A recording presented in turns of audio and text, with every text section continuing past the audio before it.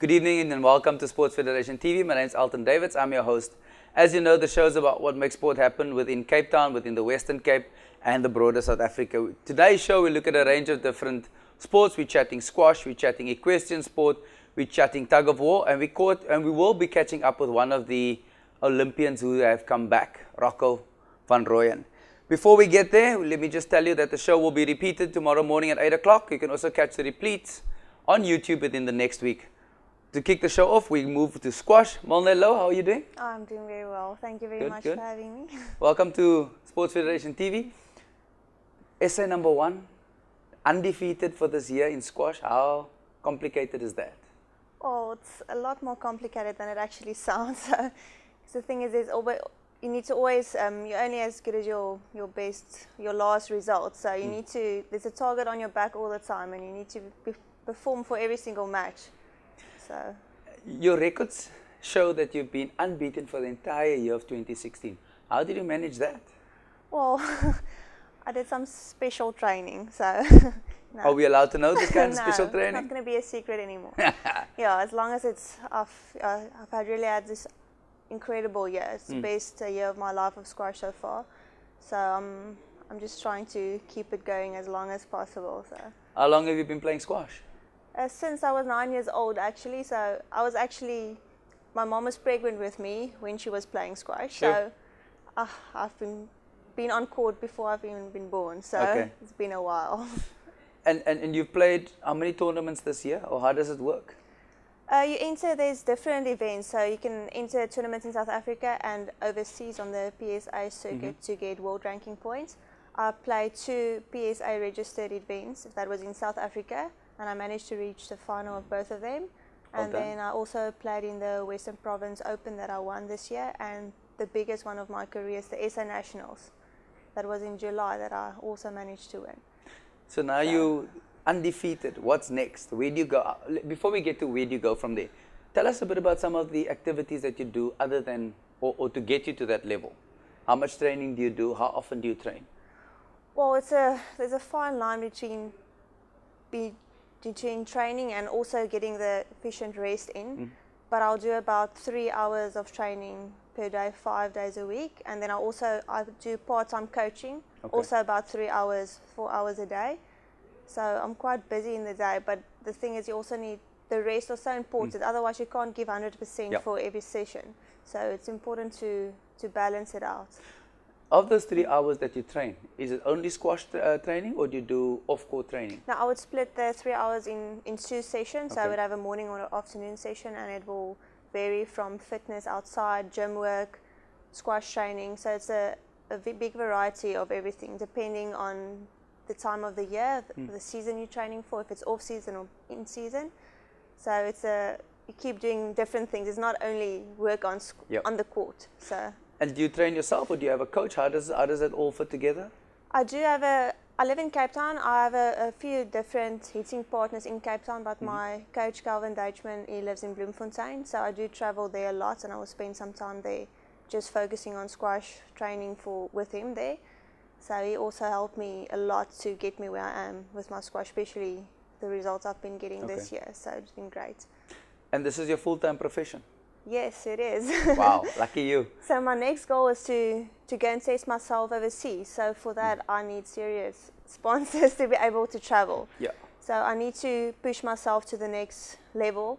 And to do that, I just need to get out there and play as many events as I can overseas. So that's the next goal.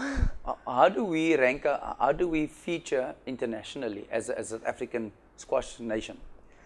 Well, we actually got a good quality of players. So we're definitely competitive. There's a lot of different other countries that's a lot stronger than South Africa, but we're definitely out there and we compete. And there's a few of us that's playing overseas at the moment. So we just need to get the more opportunities to compete on that level on a more regular base. Then it will also help your level to go higher and to stay there. So. Definitely. If you've just tuned in, we're chatting to Molnelo, SA number 1 squash player, undefeated squash player for the entire year of 2016, looking to spread her wings and take a squash career overseas. Well, so what does it cost for you to travel overseas? How does it work? Well, To get a ranking, they work on a minimum base of events you need to play. So you need to play about 8 to 10 different tournaments over a year, and then you use the average result to get your world ranking from that. So the more you play, the better chance you have to get your ranking up because they use the best results. Okay.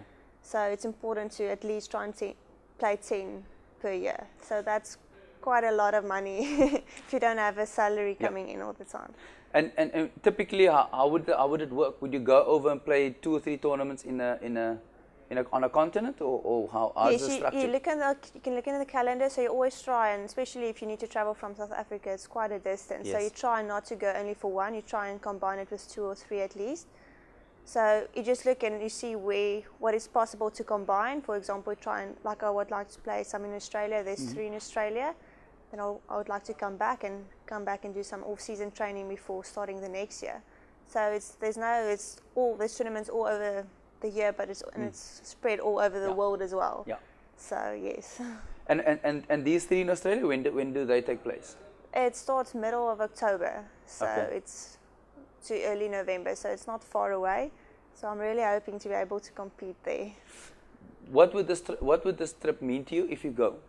Well, it would be a chance to firstly to test myself, because I've really had a great year so far in South Africa. So I really need to test myself against higher players in the world. So to do that and trying to get results there will be a chance for me to get my world ranking up, and that's the main goal after all. So, what would this trip cost you? Well, it's about 45 grand for this trip. Flying to Australia and the places I want to go to is not main destination, so the flights are very expensive. So it's quite a lot. And the thing is, also for next year, to be able to plan a full year, it's hard to plan if you don't have a budget to work with. For sure. So you always need to try and get sponsors, even if you don't need it right away, but just to be able to get a little bit of a head start to plan better. Yeah. Yes. What would you offer anybody who's watching, who's prepared to sponsor you? What exposure would you give them? Well, for me as a player, I also got a website, it's squashb.co.za. I put my info on and my sponsors on there. I can put it on my clothing, any type of advertising they need, or posters or ads or anything. I'll be willing to do my best to try and promote them the way they need and they feel. So especially if I can return that favor with this interview, my personal sponsors is Dunlop, Salming, Pro Nutrition and the Aviator Hotel at this moment. It's mostly product sponsorship, but it means a lot to me. I can't do what I do without them. But I do need a financial sponsor to be able to take me overseas as well. How do people get hold of you if they're interested to sponsor you, Milne? Or they can just go to my website maybe, and then they can contact me from there. What's the website again? www.squashb.co.za. Squash B as in... Squash Beat. Oh, Beat. Squash Beat, okay. Yes. Milne, good luck. Thanks a lot for having me. You're welcome. It. Let's take an ad break. We'll see you now.